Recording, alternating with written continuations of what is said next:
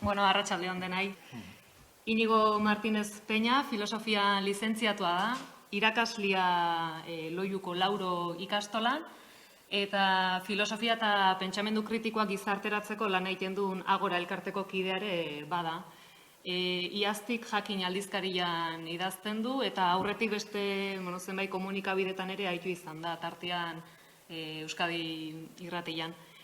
2017an argitaratu zen filosofian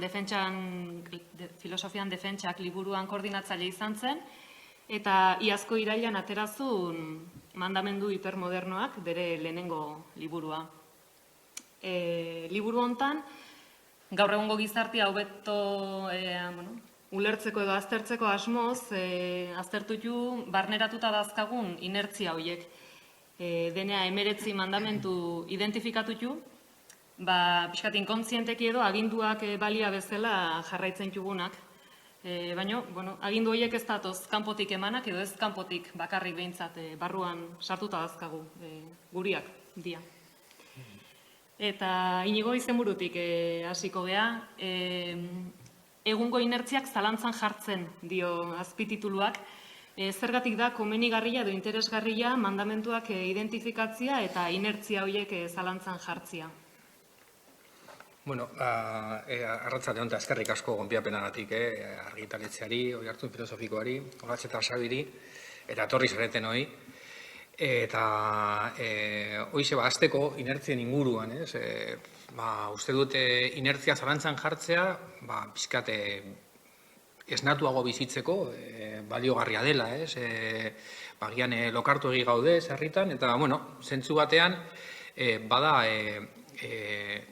tarte bat hartzeko, galdetzeko, ea ze bizitza mota daramagun bizitza gustoko dugun edo ez, eta hori buruaz etorkidan Hannah Arendten pentsamendu kritikoaren aldarrikapena, totalitarismoaren kontra, eta zentzu batean, ze punturaino, igual gehiago izatea da, baina naziak izango ginen, Alemania nazian jaio izan bagina, edo stalinistak garai batean jaio izan bagina, edo neoliberalismoaren inertzia jarraituko ditugu horrela, pixkate bizitzaren ikuspegi agian mekaniko egia, edo burokratiko egia, edo zalantzan jartzeko, baliogarria da, kuriosoa da, Hannaren daipatuta ere, bera,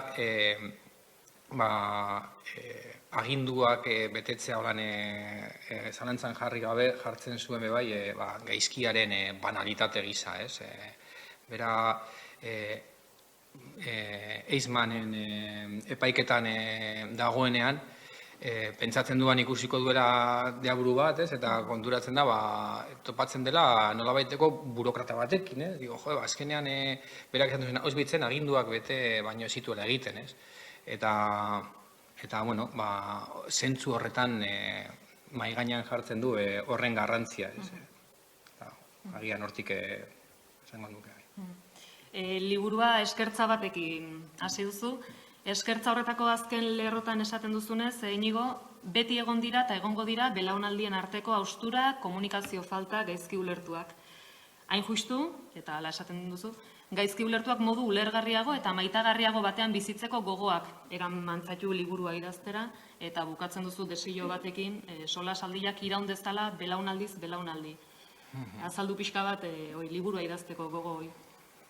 Bai, abia puntuan dago eskaintza hori nire aitari, eta egia da, bera hil zenean hasi nintzela nahiko modu konpulsiboan irakurtzen, egungo bizimodua azaltzen saiatzen ziren soziologoak edo egungo politikari buruzko liburuak, eta bazen agian, nire dolua eramateko modu bat, ulertzeko beto gure arteko gaizki ulertuak. Egia da bestetik bizitza uste dute gaizki ulertu egin da dagoela, eta agian gaizki ulertua dela gure abia puntua. Komunikazioa mirari bada, orokorrean. Normalean ez dakigu besteen kodigoa zein den, eta, ez dakit, niri aurrekoan ikasle batek esaten zian, zelan asteburua galdetzen nion, eta, anaiarekin egon ez bakizu, ez daukat ideari.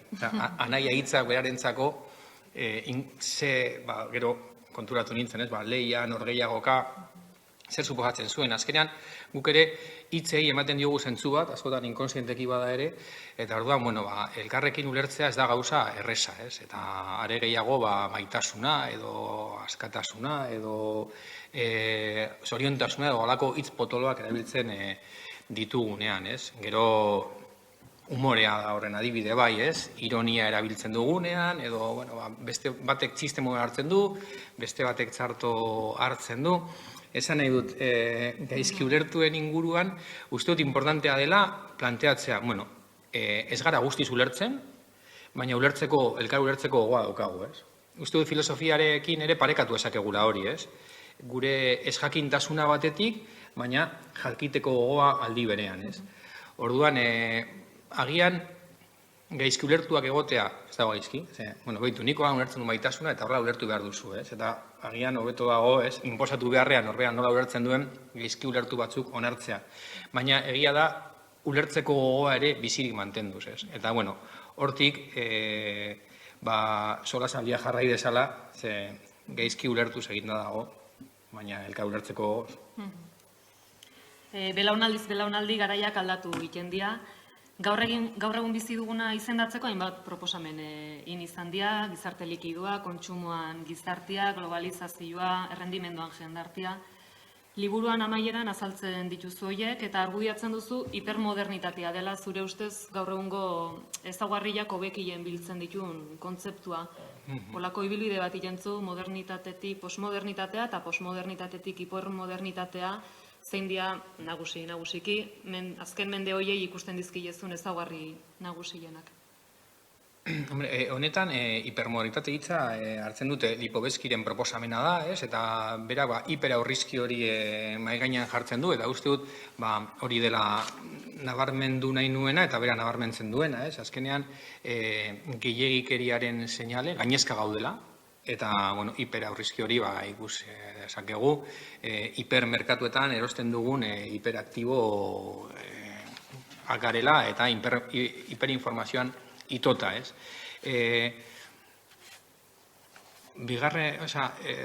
Horren inguruan, mende honen ezaugarri gisa, jarriko nuke alde batetik hori, ez? Hiper horrek eramaten gaituen logikara, hazkunde etengabearen logika, baina egia da hazkunde etengabe hori ekonomiatik psikologiara eraman da, hazkunde pertsonalen lelopera eramaten gaituela, eta orduan, mandamendu guztia daude txertatuta nia eta errentagarritasunaren ardatz horretan, ez? Horiek izango ziren euren koordenadak, ez? Eta, karo, hazkunde pertsonalak ere dauka txamponaren beste alde bat uste dela bakardadea, ez? Hore buruan eukidut azken aldian, irakurri duan liburua ere Agus Arrieta gomendatutakoa eta bakardadearen mendea, ez? Norena agertzena. Eta uste dut ondo lotzen dela hipermodernitatearen deskribapena horrekin, ez? Aipatzen ditu 2050 urterako mega hirietan biziko dela planetaen erdia, hiri horietan hiperazeleratuak biziko garela, ez? Zelan igo den hirien abiaduraren ritmoa, oso kuriosoa da, aipatzen du 1980 urtetik ona, 120an handitu dela abiada, ez? Eta are gehiago kapital asko mugitzen duten hirietan, ez? Eta are gehiago hiriaren erdigunean bada. Singapurren hartzen du jendearen ritmoa eta erdigunean izan, edo auzo batean izan, 130ko aldea dago, ez, abiadura horretan. Eta gainera, ibiltzen goazela harin, askotan eramaten ditugu gure gailuak, pantailari begira, eta bataz besteko ere, egunero, 250 aldiz begiratzen omen diogu mugikorrari, orduan hiperkonexioaren seinale. Ez dakit, adibide asko, ez, erakusteko pixkat vapore hori, ez. Eta, horretan, liburuaren helburua edo da pixkat gehiagikeria hori zalantzan jartzen nola baita, ez. Gehiagikeria dugu alde guztitatik, gehiagitan, hori da, ez, esaten zuen bezala, mandamenduetan agertzen dena, gainezka egiten digu esigentziak. Bidaia zazu, ez egon triste, izan zuzeu, zaindu zaitez, ez hartu maitasun konpromisoik, izan zoriontsu, ez dago zure diagnostikoa ies egiteik. Mandamentuek harrapatuta gauzkate. Etxigarria izan daiteke neurri batean, ez dakit etxigarriegi. Batetik, hombre, niri idaztea eta solasaldian jartzea eta kontrako efektua egin dit, ez? Etzipena baino jakin mina, bizi dugun gizartea orokorrean ulertzeko gogo hori, eta gainera egia da, mandamendu horiek nigan sufritu ditudanak, nolabait hitzetan jarri eta solasaldian jarri, ez? Orduan, batetik esango nuke kontrakoa, ez? Badagoela horren alde, pizgarri bat. Baina egia da, etzipena agian ulertuta beste modu batera, etzipen osasuntzu bat ere egon daitekela, hazkundearen kontra pizkate etzipena aldarrikatu daiteke agian, ez dakit. Badago joera bat, ez, imperialismoena badela, zabaldu zuen lurraldea ahalik eta gehien, ez? Orduan, gure identitatea sendoago erakusteko eta jarraitu konkistatzen, ez? Igual, zentzu horretan, etzipen dosi bat ez dago gaizki, esateko, horrek ez dauka maierarik, ez? Hortik ez goa sinora. Eta hazkunde ekonomikoaren logikan agian gauza bera, ez? Pentsatzen dugu agian gure utxunea tapatu ezakegula objektuen bidez, eta, kontrako jarri izan daiteke etzipen puntu asuntzu bat, baina ez dakit. Zuk deskribatutako mandamentuek nahiko txontxongilo edo irudikatzen gaituzte handik eta hemendik lotuta. Nitxek aldarrikatzen zu norberak sortu behar ditula bere balioak eta bere helburuak. Nik esango nuke neurri batian konpartitutako helduleku edo jarraibide batzuk bizitzarako bertugula, ongi etortzen zaizkigula. Zeiru itzen zaizu zuri, berdugu olako zerbait, mandamenduek izan dezakete, bete dezakete funtzioi, edo izatekotan noiz uzten diote helburu horiek, helduleku izatiai, eta noiz bihurtzen dira mandamentu. Bai, helburua izatea, helduleku batzuk beharrezkoa dira, ados egon nintzen, ez? Egia da, mandamendu eta helburuen artean badagola desberdintasun bat, helburuetan norabidean markatzen digu helburuak, baina, agian, bihurguneak ere badaude, helburu horiek modu batea bestera zalantzan jartzeko aukera, baina mandamenduen tonua gehiago da exigentziarena, ez? Orduan, agian horrek bereizten ditu biak. Eta, batetik txontxongiloa garela ez nuke guztiz sinatuko, ze hor ere daukagu, gure askatasun maila, gure erantzukizun maila, eta ez dago kausa-efekto psikologikorik edo soziologikorik, ez? Askotan olakoak planteatzen dira, ez? Eta orduan, ez dakite, tratu txarrak pairatu baitu familian horrek bihurtuko du pertsona hori ez dago hori bermarik, beti dago zirrikitu bat, ez? Eta orduan, ez nuke ere esan nahiko, gizarte honek holan bihurtzen gaitu, ez? Hori da dagoen giroa, baina giro horren barruan gauza asko egin daitezke, ez? Erlijioan balioestuak ukatu ditugu itxuraz behintzat, psikoanalisiak agertu izkigu bulkadak reprimitziak dakartzan ondorioak, bino, haindikan ere, gure buruan kontrako helburuak jarraitzen dugula ematen du, ezinezkoak zaizkigunak exigitzen, ez? Estuegi edo handilegi, bino mandamentu hipermoderno hauek ez digute oso ondo ematen. Berezkoa zaioi gizakiai, ez dakit ematen du mendebaldia mentzan daiko desafinatuta gabiltzala, ez dakit beste kulturatan ekialdian antzerenko ibiliko ote dien. Hore, fantasia jakintza antropologiko horretarako, baina, aipatzen duzu, agian ez gabizela oso ondo, eta ez dut uste, gizakien arazo bat ere bada, ez dugula gure ongia bilatzen, ez? Hori psikoanalizia aipatuta, proietik aipatzen zuen erioz pulsioa, eta askotan ez dugu gure ongia nahi. Jakin badakigu horrek min emango diogula, edo arazutxo izango zaigula, eta aragoa, hankasartze berdinera, baina eta berriz. Orduan, hor badago, gizakion berezko kontu bat agian ere hori bada, zer egin gure eriotz pulsio horrekin, ez? Eta eta batzutan nola baretu, ez? Hori uste dute bide interesgarria dela. Gero, joera eduki dut pentsatzeko globalizazioak eta mundializazioak oroar inposatu dugula bizimodu nahiko homogeneoa, ez? Eta zentzu horretan, mendebaldeko bizimodu hori zabaldu dela eta ez dakit, ez? Produktu batzuk eta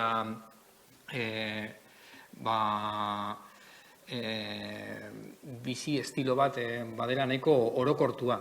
Nolako izan daiteke edo ze beste toke ematen dizkioten beste kultura batzuek, ikerketa interesgarria izango zen, ez? Egia da, ekialde aipatuta, eta hore burura datorkite Byung-Chul Han, pentsalariak, bera dauka budismo zen horren filosofia, eta liburu horretan hutsuneari buruz, eta nola ikuspegi budista batetik izatea bere horretan bestera batera ulertzen den, askotan erlazio moduan, eta orduan bi gauzen arteko hutsune hori gehiago azimarratu egiten da bertan, eta agian hutsuneari buruz pentsatzeko interesgarria den bide bat zabaltzen da hortik, ez? Edo François Julenek ere pentsamendu txinatarrari buruz egiten dituen azterketa filosofikoak oso interesgarria dira, eta bertan ere beste, metaforizatzeko beste modu batzuk erakusten ditu. Gero, ara joan da eta benetan, neoliberalismoak ze punturaino bere tentakuloak eta bere ideologia sartu duen, beste kontua. Liburuan eta sarte bat bino gehiago azpimarratu ditut, hoietako bat hau da. Ieskorra da beraz, pertsonaren definizioa, baina emandako definizioaren arabera, era batera edo bestera tratatuko dugu. Teorizatzeko moduek bestelako jarrera etiko-politikoak bideratuko dituzte. Ez dago, ondorio praktikorik gabeko gizakiari buruzko teoriarik. Azkeneko azpimarratute batez ere. Merezi du, ez? Zergean edo pentsatziai. Bai, esango nuke batez ere galdera bat dela gizakia, ez? Eta galdera hori irekita mantentzea merezi duela, ez? Egia da gero, erantzunen arabera bai, jokabide batera edo beste batera eramango dugula, ez? Gure praktika, orduan bai hor dago ideien eta gure ekintzen arteko lotura garrantzitu bat, eta egia da, definitu ezakegu gizakia homo sapiens, homo faber edo jainkoaren seme-alaba gisa edo dena delakoa, eta horrek implikazio batzu dauzka, ez? Egia da batzutan teknologioki eta gailu berrien arabera definitzen dugula, pentsa esakegu agian 16. mendean erlojuen loraldiekin segorarako mekanizismoa eta gizakia pentsatzea makina gisa. Gaur egun zibernetikaren paradigma inposatzen dela agian ordenagailu baten moduan pentsatzeko joera daukagu, ez? Gure burmuina ordenagailua balitz. Orduan, aldatzen doaz, ez? Gizakia metaforizatzeko eran, garaien arabera, baina galdera bertan dago, ez? Gaur egun orokorrean gizaki neuronala edo definitzeko joera hor dago, neuroaurrizkiak arrakasta handia dauka, eta horrek eukiko ditu bere abantaiak, baina bere arriskua bai, ez? Batzutan ez dakit delitu gilaren burmuina, eta alakoak agertzen dira, ez? Batzutan oso modu sensazionalistan. Eta horrek eramaten du adibidez, ez? Delituak despolitizatzera. Ematen du ze koordenada sozialetan eta ze errealitate sozialen eman daiteke pobrezia edo, beste enfoke bat izango zen, ez? Neuro ikuspegi hori pizkatu bat zalantzan jarriz, ez? Aipatuzun horrei helduta, ikusten zu neoliberalismoan baitan badela arrisku bat despolitizatzeko eta ondokuan arduraik ez hartzeko. Iruditzen zaizu edo ze puntutan ikusten zu gizakiak berdula komunitatea kontuan hartu edo gizakiak bere mundu ikuskeran edo bere helburutan kontuan hartu berdula komunitatea? Uste dut birpentsatzeko kontua, komunitatea egun funtsezkoa zaigula elkarbizitzarako eta birpentsatzeko urgentea dela, ez? Badago bakardade, esango nuke, existentzial bat, baina badago bakardade politiko bat, justo liburu honetan aipatzen dena. Orduan horretan komunitatea birpentsatzearen edo pentsatzearen garrantzia da, eta bakardade politiko hori aipatzeko erpin asko egon daitezke. Aipatzen da adibidez hirigintza, nola batzutan espazioa berak sortzen diren oso modu zehatzean bakardade hori bultzatzeko, aipamen asko, baina Nueva Yorkeko jesarleku batzuk dira denbora gutxi egoteko bertan, ez? Eta ez sortzeko lako espazio bat atsegina elkarrekin egoteko. Baita ere, gure gailuen erabilera honek ere bakardade teknologiko batera agian eramaten gaituzte, baita ere Amazonen erosten baldin badugu eta auzoko dendak alde batera uzten baldin badira, badago ere beste hildo bat, pentsatzeko komunidadearen aulesia, komunidadearen gabezia gaur egun. Eta, bueno, kompetentzia gupidagabeak ere pixkat eramaten gaitu, individualismo, hiperindividualismo horretara. Orduan, bueno, komunidadea, filosofia politikoan uste gaur egun dela gai nagusi bat planteatzeko, eta bakardadearen arazo politiko horreri ere aurre egiteko, Batzutan izaten dugu joera, zukintzun azterketa honetan, mandamentu hauen aurrian eta ukatu, gaur egungua ukatu, eta pixka nostalgiko jarrita edo atzera behitzeko. Baina kontua ez da hori, ez da nostalgiko jarri edo berritzaile izan dikotomia hori. Zerrei erreparatu berko genioke bizi modu edo gizarte hobe bat nahi baldin badugu azterketak edo begiradak nondik jumerko luke. Egia tentazio bat ere hori ematen duela, liburuak, pixkat nostalgiarako eta beste garai batzuk hobeagoak izan direla gurea baino, baina ez nuke horretan jauzi nahiko, ez dago nora itzuli, eta ez dago paraisu galdurik. Erlijioa normalean jarri izan da hori iraganean, paraisu galdu hori, zer txartu egin genuen eta sagarra jan edo Pandora bokutsa zabaldu dena delako eta galdu genuen paraisua. Batzutan jartzen da paraisu hori orainaldian, carpe diem batean, baina normalean larun gaueko carpe diem horretan, eta kontsumoarekin nahiko lotua iragarkiekin nahiko lotua, eta horiek ere bere ajeak ekartzen ditu gero, edo batzutan jartzen da etorkizun, ez dakit, askotan teknologiaren iruditegi baten eskutik, Orduan, batera edo bestera horixe, ez dut uste paradisu hori dagoenik, garai bat beste batekin konparatzea oso arazotsua da, eta uste du garai bakoitza euskala bere argi ilunak, batzuk izan zuten uda zibila, hori orain tokatu zaigu pandemia, esan nahi dut, nola aztertu, beti ere interesgarriagoa da ikustea, garai bakoitzan inertzia zeintzu diren, tokatu zaiguna ulertu, bizitza bizigarriago baten alde, eta horretan, nostalgiarako joera, eskuetakit, adinarekin ematen dut tentazio gehiago dagoela, baina ez dut horretan aritu nahi. Liburuan esaten duzu, garai bateko errege edo diktatore autoritarioa barru-barruan sartu zaigula gaur egun, eta superniaren esigentziak diela gaur egun itotzen gaituztenak. Zer egin dezakegu horren aurrian, zein dira gaur egun geratzen zaizkigun keinu edo ekintza iraultzaileak. Garai batean Frantzian errege lepua moztu zioten, bada gilotinaikan superni jantzako edo... Egia da, liburuan ere agertzen dela, nundi gatoz mandamendu hauek, eta zaila da identifikatzea norengan dagoen, eta hori justo argitaratu zenean, agertu zen prentza lehenengo aldiz eta izenburuak zegoen jarrita mandamendu hipodermikoak. Bengo ze liburu bat argitaratzen dut eta bintu. Eta baina gero kasetaria dituzian oso jator, esan az, erratu naiz, eta hala ere, egia da, nun daude mandamenduak, agian barnean daukagutzer duta, merkatuaren ahots orokor hori ere bada, eta orduan, ez dakit, iraultza aipatzen duzu, nahiko eszeptikoa naiz iraultza terminoarekin, batez ere merkatua erabiltzen duelako edozin azken gai usaltzeko, gor batzuk bera uste dute agertu zela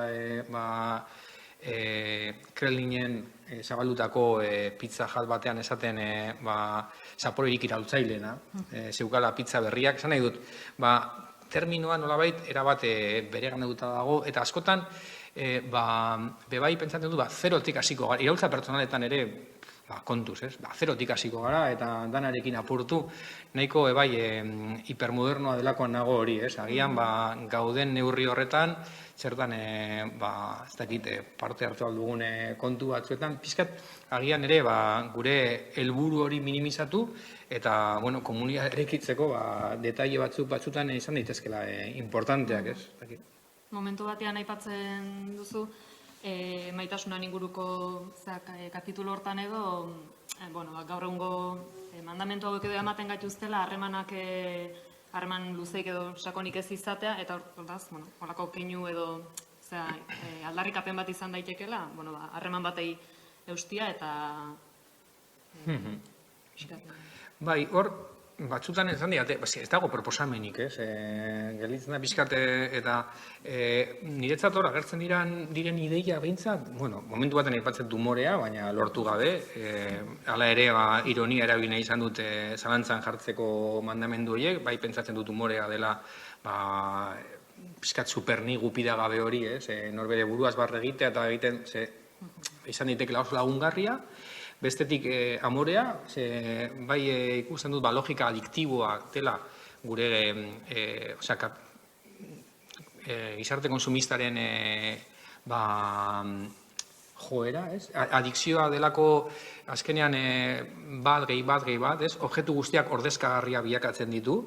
Adikzio hitza gaur egun gaixotasun mentaletan oso modan, izan adikzioa sustantzia bati, kirolari, telesailei, edo kirolari, edo lanari, eta orokorrean dana ordezkagarri egiten du, baina maitasuna ordezka ezinak egiten gaitu, ez? Maite duzun pertsona hori edo gauza hori, azkenean hori zebera da, ez? Orduan, uste dut kapitalismoa ez dela oso ondo konpontzen maitasunarekin, eta orduan aipatzen dut, ez dakit ez maitasuna zentzu romantikoan, baina maitasuna, umorea eta desaskundea, ez? Pizkate askundearen ideia dago hipermodernitatean, eta oso intuitiboki bada ere, ez naiz ekonomian aditua, baina desaskunde horren ideia eta agian desaskunde psikologikoa, ez? Psikologia politiko bat ere planteatu daiteke, eta Joseba Azkarraga bere hitzaldi batean entzun nion esaten, ze punturaino gure buruari esan aldiogu honekin nahikoa daukat, ez? Eta batzutan horrek ere desaskundearen logikan sartu gaitzak, ez dakit. Hiru ildo horiek buratzen zaizkit proposamen txiki gisa. Liburuko beste pasarte bat. Galileoren eta Karl Marxen ariak lotuz, korapiloa eginez gero, zientziaren eta kapitalismoaren arteko ezkontza suertatzen da. Egungo jendartea ulertzeko ezinbestekoa. Ikerketa zientifikoa eta kuriositatea industriaren zerbitzura eta dena irabazien kalkuluen menpe jarrita. Bai, hortze, egun uste dut hori, batez ere, igual, ikuspegi innovazio teknologikoaren ideia merkatuari begira, ez? Neukala ere buruan, edo gaur hori buruatzen zait ere, ez? Ze punturaino, batzutan, ez? Egiten diren berrikuntza horiek, ez? Gehiago salmentarako doazen, ez? Eta, horretan buruatzen zaizkit gaur egun smart gailuak, ez? Oso lotua daudenak logika hipermodernoarekin, ez? Azkenean, gure buruaren kontrako erronkan, nola autosuperazioa den gure ideologiaren barruan dagoen zer, egunero ebaluatu behar dugu egiten duguna, eta ebaluazio horren ondoren gehiago eman, ez? Eta horretarako, saltzen dizkigute tresna batzuk, ez? Azkenengo innovazio teknologiko gisa, baina agian teknologia politizatzea nahiko garrantzitsua da, eta horren adibide buruatzen zait egun baten karikatura bat, nun esnatzen garen eta smart koltsoiak esaten diguntzan egin dugun lo, eta orduan zeran egin behar dugun loa hobetzeko, eta smart baskulan pisatu ondoren ze jan dezakegun egun horretan, zenbat pausa eman behar ditugun, edo smart eskuilua, esaten digu gure hortzetako ze pasta den erabili behar duguna, eta ematen du zientzia fikzioa, baina horrela da, ez? Horrelako gailuak saltzen dira, smart baino jantzia, segun eguzkia nola dagoen, eta ze krema mota eman behar dugun egun horretan. Guzti horrek, ez? Ematen du innovazio handia dela, baina hori merkatuaren zerbitzura dago batez ere, eta orduan, hori zalantzan jarri nahiko nuke, behintzat, hori sartzen delago, gure buruaren kontrako erronkan, erabat bakardadera eramaten gaituelako, eta, hori izango zen agian, egun hipermoderno baten deskribapena, ez? Norbean buruai buruz horrekin jarraituta, beste pasarte pare bat. Norbera da bere enpresa giza kapitala baikara. Klase borroka amaitu da eta barne borroka baino ez dugu. Esplotatzaileak eta esplotatuak, borreroak eta biktimak gara aldi berean. Eta beste aurrera xeagore aipatzen zu. Honela irudikatzen zaigu nitasunaren barne borroka. Ni indartsua, ni ahularen aurka. Bizitza metafora belikoen menpe antolatu dugu eta nitasuna guduleku bihurtu zaigu. Barne borroka hori ez, ze azalduko zen iguke. Pixkat, autoevaluazioaren ideia hori hor dago, ez? Barne borroka horretan beti ni indartsua eta ni abere zelan superatu alduan nire marka, ez? Eta, hor izan zaite zuzeu kapituluan, nia gehiago agertzen da galdera gisa, ez? Eta uste dute asko zemankorragoa dela hori, ez? Onartzen du, liburua bera, orain batzutan pasarteak entzuten dizkizutola, baina nik idatzi dut hori, esan nahi dut. Nitasuna bera ere pixkat gauza nahiko arraroa dela, ez? Eta impresioa da, denbora aurrera joan ala, zer da zer jakitea, edo bizirik mantentzen duzu, edo badoaz, ez? Memoria zibernetikoak ez du balio, ez? Eta hori idatzi nuen eta hor dago. Eta askotan, bueltatu behar zara, modu mamitsuan gai horretara eta bizitza eman behar diozu, ze bestela urrun gelditzen da, eta liburuan ere, hor agertzen da, nire izenarekin, baina zenbat irakurketa daude horren atzean, irakurketa askoren kolas bada, ahots asko batzen dira. Bidean ere lagun askori pasatu nien eta egin zituzten bere zuzenketak, hemen bebai agusarriet dago eta bere ekarpena daude, olatz bera, parte bat olatzen zuzenketa fina daude liburuan, eta orduan nitasunari buruz, pizkate korapilatu naiz, baina apur bat desegin egiten dela nitasuna bera, ez? Eta hoize. Aipatuzu ideiak liburuan jarri eta hor gelditzen diela, eta pixkat zalantza neriak dira horiek, edo zer da horien jabe izatea, edo zer da ikastia. Aprobetxatuko dute irakasle asko gaudela hemen tartian, gai hortatik jarraitzeko. Liburuan salatzen duzunez, bada dena pedagogizatzeko joera bat. Arazoak, ez dira arazore, ikasteko aukera, izan behar dute. Azalpen, zure esaldi batzuk ateratut, beste batzuk. Pedagogia, zientzia gisa, ezinezkoa da. Hau aitortzen zu Freuden lekua da. Gaiarekiko harremanak erotikoa izan behar du, bestela hilda dago. Ez ote da pantailak piztea ikasleak itzaltzea, eta beste galdera bat. Eskola presentziala elitearentzat eta eskola digitala herri xumearentzat. Gauza asko. Zer da ikastia, zer dagokigu irakasliai, ez dakit pistan bate badakazun edo beste galderan bat. Ez batetik, pedagogia, uste dut, ez dela zientzia bat, ez? Arte badela gehiago. Orduan, horretan hori ere importantea da, ez? Ezinezko moduan agertzen du proiektek, baina bebai ezinezkoa zentzu baikorrean, ez? Zentzu, ez zinda protokolizatu erabat. Horrek ere, pedagogia oso modu robotikoan ulertzea eramango gintuen, eta funtzionatzen duen gauza batek urrengoan ez du funtzionatzen, eta azkenean harreman bada, ez? Harreman bat edukiekin, ikasle, irakasle, eta hori presente eukitzea uste dut importantea dela, ez? Eta gehiegi ez frustratzeko ere, ezintasun hori mantentzea, askotan, hori azaldu dut, baina ze ulertu dute. Hor baude beti ere tartean, haiek emango diote bizitza horreri, eta euren modura, ez? Orduan, hori presente eukitzea uste dut importantea dela, ez? Eta arte gisa ulertzean, naiz eta batzutan nahiko genuke kontrako, ez? Euki gida bat oso argia jakiteko zer egin behar dugun irakasteko, ez? Eta ez dago alakorik. Egia da, desiratik eta erotizatzea importantea dela, ze azkenean gustoko dugun eta maite dugun hortatik irakasten dugula, eta niri behintzat, eta suposatzen guztiok eukiko dugula irakaslenen bat gogoan, nun bere desirak piztu duela gugan jakiteko edo jakimina gai horretan, ez? Eta orduan, bueno, hori ere hor dago. Gero pantailena, uste dut gehiegi erabiltzen ditugula. Sartu direla eskolan inolako ikuspegi kritikoa gabe, tabletak eta ba. Eta, bueno, ez dakit pedagogikoki onurak ekartzen dituzten, edo gehiago den, hori ez, ematen du etorkizuna, bai ala bai behar du izan hori, innovazio teknologikoaren autopistan joan behar gara, eta ez dago beste norabide posibleri, eta orduan klaustron ere, horiek hartu ditugu, askotan, hori oso modu akritikoan esango nuke, ez, eta zentzu horretan, egia da, behar dugula igual denbora gehiago ikusteko, ze ondorio pedagogiko ekarri duen horrek, baina egia da gero Silicon Valleyko batzu diote, euren seme-alabek, 16 urtera arte, betiko arbela eta klarionarekin edo olako eskoletara eramaten dituztela, eta bueno, horrek ere zalantza egitera eramaten dago, ez?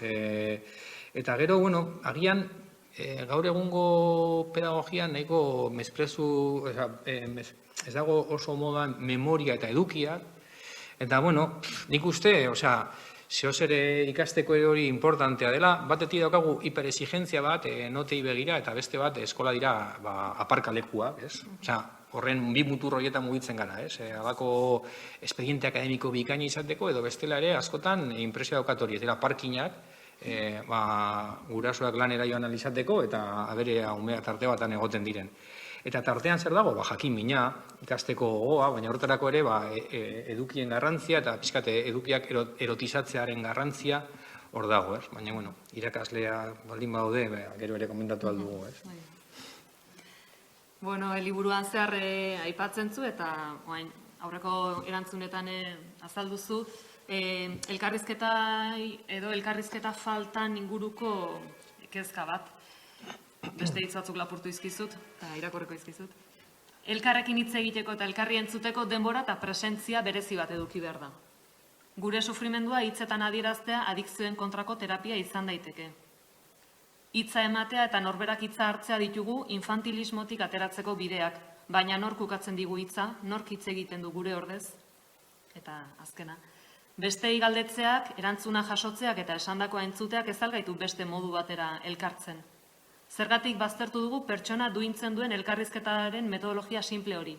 Begiaren politika sustatu beharrean agian, belarriarenak gehiago landu beharko genuke, elkarrizketarako tartea berreskuratuz. Elkarrizketa filosofikoa, politikoa eta sokratikoa alegia. Egia alako elkarrizketa sakona jasotzea oso zaila dela, kapitulu ezberdinetatik zer aipatzen den hemen elkarrizketari buruz, eta kristone iruditzen zaite oso atsegina, bai. Baina elkarrizketari buruz ari garela, arriskutsua da, hitz egitea, ez dakizu zer entzungo duzun, ez dakizu bestea zer ulertuko duen, preste egon behar duzu agian arrazoia zukitzeko, eta, bueno, orokorrean, elkarrizketa guneak bizirik mantentzea uste dut komunitatearen ikuspegitik ere oso importantea dela, ez? Hipermodernitatearen puntua baldin bada autosuperazioa eta autosuperazio hori zifretan adieraztea, bueno, hitzari ematea bere tokia ere, ez dakit, erabaki horra iruditzen zaite elkarbizitza politikorako, eta, bueno, horrekin, bai aurrekoan irakurri nuen Instagrametan erabeak, ez? Zelan, artikulo honetan aipatzen den, gero eta gehiago, jende gazteek ez dutela telefono hartu nahi. Nahiago dutela WhatsApp bidez edo olako, ez dakit, aplikazioa sinkronikoak erabili, ze urduri jartzen dira, hartu behar du telefonoa eta zer erantzungo diate, nola jungo da elkarrizketa, igual presaka nabil. Orduan, bueno, oso sintomatikoa iruditzen zait, ez? Ezintasun hori elkarrizketan aritzeko. Eta adikzio hitza hartuta, etimologikoki, ez? Dikzion edo esatea, ez? Eta A hori ukatzea, uste dut, esanguratsua dela, ez? Horrela ulertuta, gure adikzioen ondorio gisa dago ez esatea, ez hitz egitea. Eta agian gure adikzio horiei buruz hitz egitea edo gure zauri horiei buruz hitz egitea horiek baretu alditu eta badauzka bere ondorio terapeutikoak, ez? Orduan, zentzu horretan hitza berreskuratzea importantea da. Ze uste dut, asko dagoela diskurtsoetan, goraipatzen dela, baina gero horretarako tarterik ez dela zintzoki hartzen, ez? Eta hitzak ere eskatzen du presentzia berezi bat, eta denbora bat entzuteko, eta, horretan niri, ez dakit, haiekin, ikasleekin hartzen ditugunean horrelako tarteak uste dut asko eskartzen dituztela. Bueno, bukaeraldea dijoa elkarrizketa, Lehen aipatu dute nik, 19 mandamentu hauek irakurrita, akaso irakurlia txontxongilo hipermoderno bihurtuta senti zitekela. Bino egila da, nik ez dut uste liburuakolako etxipen tonu bat dakanik, uste dut erakusten zula bide bat, eta guain esaten nahi zinen elkarrizketa, eta hitza hartzian proposamen hortatik eta bukatzeko beste aipu bat azkena irakurriko dut. Ez jakintasun eta korapiloen artean bizi gara, baina galderak elkarrekin parteka ditzakegu, harremanetan jarri, haietaz hitz egin. Zein dira horretako espazioak, nola sortu genitzake edo nola baliatu hobeto? Zuek olakoak sortzen dituzue hori hartzunen, argi dago ez, olako espazioak eraikitzea